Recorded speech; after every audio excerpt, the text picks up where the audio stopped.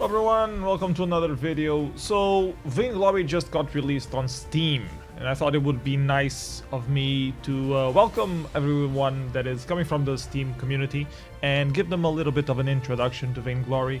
I saw a lot of questions already on the forum on Steam asking about different things about Vainglory. If it's pay to win, if you need to buy the heroes to get it working, how you can change the language, a lot of different small questions. And I thought I should just give you guys an overview since there is no really introduction to Vainglory video. So this is a MOBA 5 vs 5. It also has a 3 vs 3 mode. You can see a lot of the heroes listed here. There are really a lot of them already.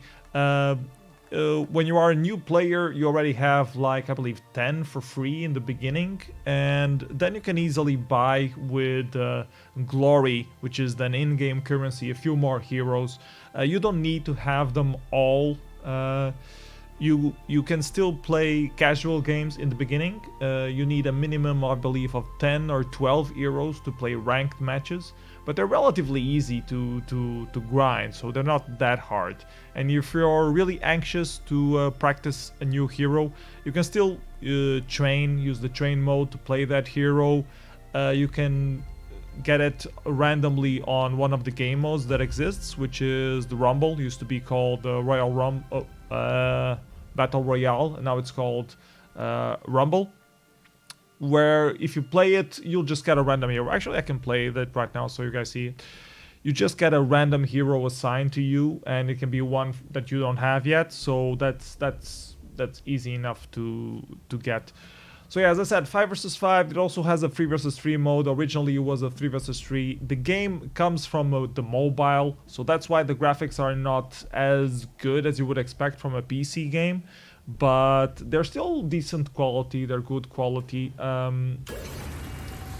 have a match found right now. You have the usual ability-based or weapon-based lines of defense. You need lines of evolution for your character.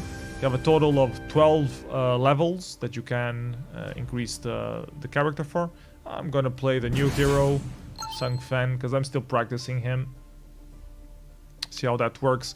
So regarding the game application, there are some key bindings in the work. I'm not sure if they are completely updated yet. The desktop version for PC and Mac is relatively new. It has been in beta for, I don't know, 3 months, 6 months, something close to that. Now they finally released it on Steam early access, so it's getting there. Right now, when you enter the game, it tries to guess what language your computer is on, or it doesn't try to guess, it looks up some information on your computer to what language it's currently using, and it sets to that. It doesn't let you change the language in-game. On the mobile version, you are allowed to just change it. So that's something that will probably change in the future. At least the developers have hinted that they will probably change that in the future. What other things are there to say? The login is the same between the mobile and the online PC desktop version. So it's email based, so it's not linked to your Steam account per se. You have to log in. But after that, it's pretty good. Anyways, when you start the game, you have a recommended build that you can select. I'm gonna go for a manual build because I already know a few things about this guy. Not totally sure. You can see the bindings here, key WE for the ultimates. Oh, this is in the 3 vs 3 map. I thought it was on the 5 vs 5 map. So it's good. You guys can see the 3 vs 3 map. And I don't think the bindings completely work yet. Oh yeah, it is working. Okay. That's the B. Okay.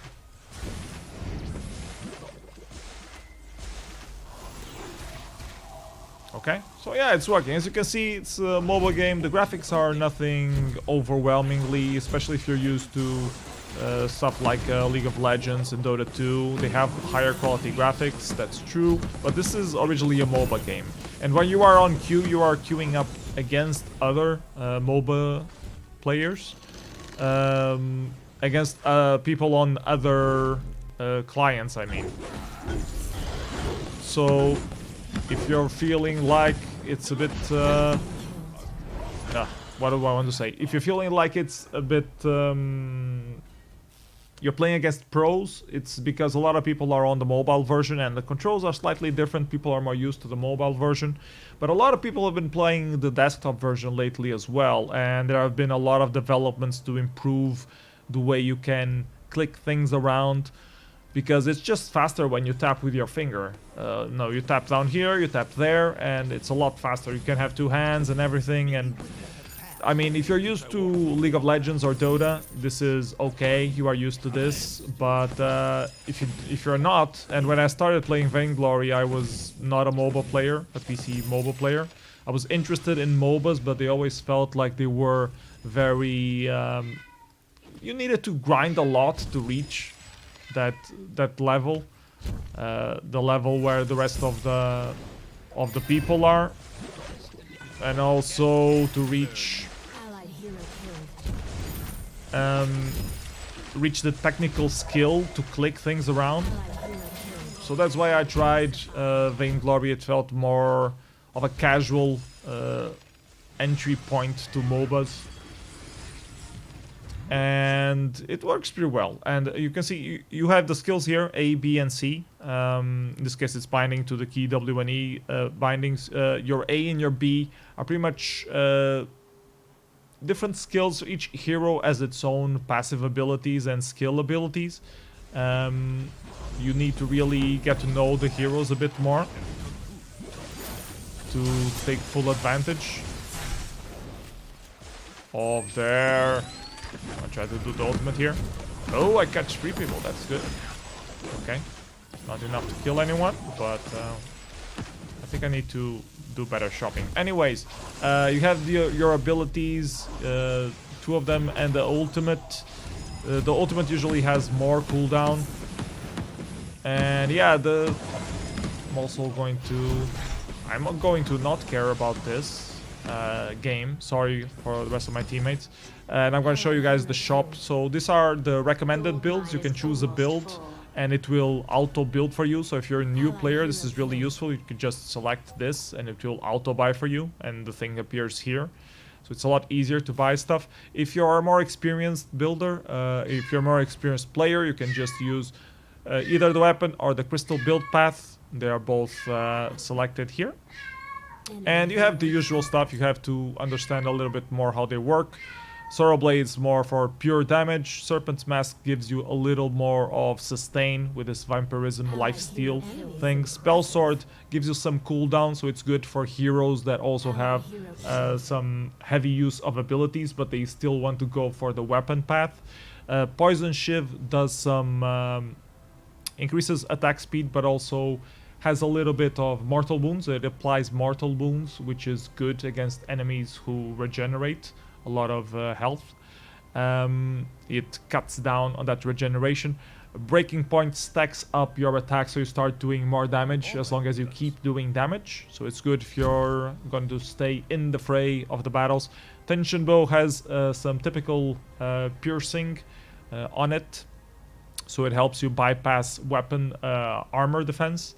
Bonesaw also has some armor piercing abilities. Tornado Trigger is just faster and with a little critical damage on it, so it's just faster shooting, especially good for if you're a distance carry, like you're not a melee hero, you're a shooter from the back end. What's it called? We just call them carries, I don't know. Tyrant's Monocle just does a lot of critical damage, so if you want to do heavy hitting, Tyrant's Monocle is the way. The Crystal Path is very similar. Shatterglass, if you want to do pure damage. Spellfire does some mortal wounds, so it's similar to the Poison Shiv. Frostburn applies extra slow to your enemies whenever you do damage. Dragon's Eye has the stacks. Clockwork just does pure cooldown reduction, so you have your abilities available a lot more often. Doesn't do much damage though, so you need to always couple it with something else. Broken Myth bypasses the shield that the enemies have. Eve of Harvest allows you to have more sustain on your team fights. It regenerates health the more damage you do. Aftershock is a mix of cooldown with an extra perk. Your next hit also, your next basic attack also gives an extra crystal damage.